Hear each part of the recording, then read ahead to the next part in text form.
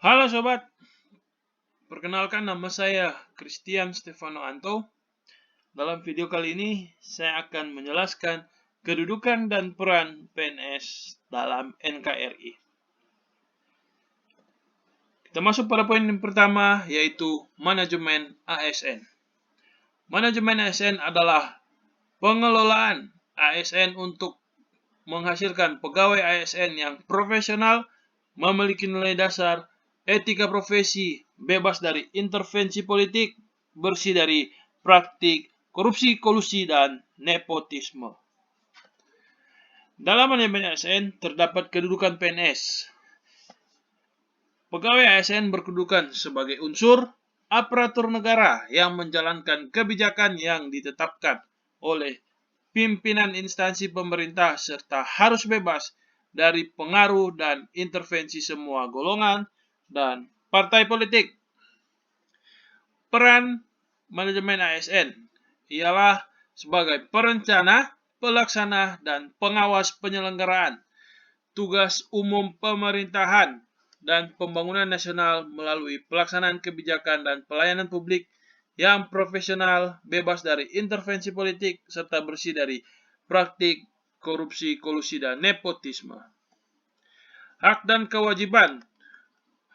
PNS berhak memperoleh 1. Gaji, tunjangan, dan fasilitas. 2. Cuti.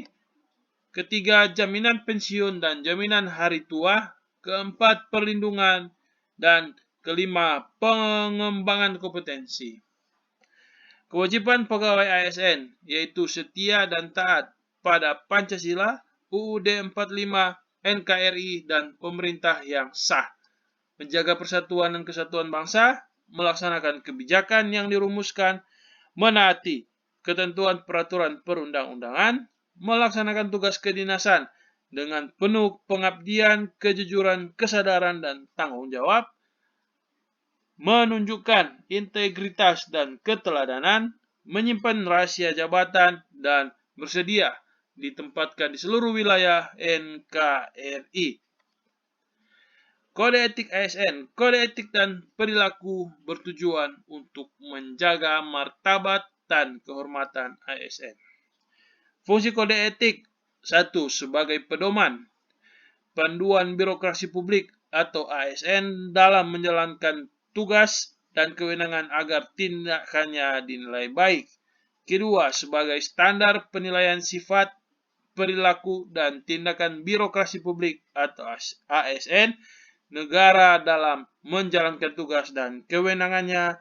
Dan 3. Etika birokrasi penting sebagai panduan norma bagi aparat birokrasi dalam menjalankan tugas pelayanan pada masyarakat dan menempatkan kepentingan publik di atas kepentingan pribadi, kelompok, dan organisasinya. Dalam manajemen ASN terdapat konsep sistem merit. Sistem merit adalah kebijakan dan manajemen ASN yang berdasarkan pada kualifikasi, kompetensi, dan kinerja secara adil dan wajar dengan tanpa membedakan latar belakang politik, ras, warna kulit, agama, asal-usul, jenis kelamin, status pernikahan umum, umur, atau kondisi kecacatan. Mekanisme pengelolaan ASN. Pengelolaan atau manajemen ASN pada dasarnya adalah kebijakan dan praktek dalam mengelola aspek manusia atau sumber daya manusia dalam organisasi, termasuk dalam hal ini adalah pengadaan, penempatan, mutasi, promosi, pengembangan, penilaian, dan penghargaan. Kita masuk dalam poin kedua, yaitu pelayanan publik.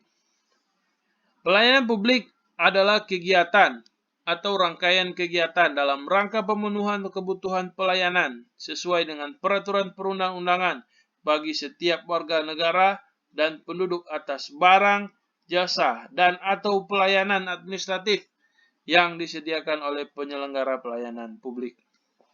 Kategori barang dan jasa, yaitu barang dan jasa yang bersifat privat, barang dan jasa tol, barang dan jasa umum, barang dan jasa kolektif.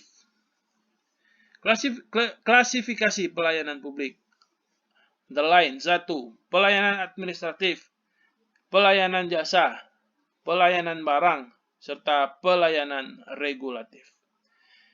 Prinsip-prinsip pelayanan publik ialah partisipatif, transparan, responsif, tidak diskriminatif, mudah dan murah, efektif dan efisien, aksesibel, akuntabel, dan berkeadilan. Kualitas pelayanan publik antara lain prosedur pelayanannya, waktu penyelesaiannya, biaya pelayanannya, produk pelayanannya, sarana dan prasarana, serta kompetensi petugasnya. Praktek etiket dalam pelayanan ialah etiket menyampaikan salam, etiket berjabat tangan atau bersalaman, etiket bertamu atau menerima tamu, etiket dalam menelpon, etiket dalam menangani keluhan pelanggan. Kita masuk dalam poin yang ketiga, yaitu whole of government. Whole of government adalah sebuah pendekatan penyelenggaraan pemerintahan yang menyatukan upaya-upaya kolaboratif pemerintahan dari keseluruhan sektor dalam ruang lingkup koordinasi yang lebih luas guna mencapai tujuan-tujuan pembangunan kebijakan, manajemen program, dan pelayanan publik. Mengapa perlu whole of government? 1. Adanya perkembangan teknologi informasi. 2. Adanya dorongan publik dalam mewujudkan integritas kebijakan, program pembangunan, dan pelayanan agar tercipta penyelenggaraan pemerintah yang lebih baik. 3. Adanya keberagaman latar belakang nilai budaya, adat istiadat, serta bentuk latar belakang lainnya. 4. Adanya ketimpangan kapasitas sektoral sebagai akibat dari adanya nuansa kompetisi antar sektor dalam pembangunan. Praktek whole of government dalam pelayanan publik. 1. Pelayanan yang bersifat administratif. 2.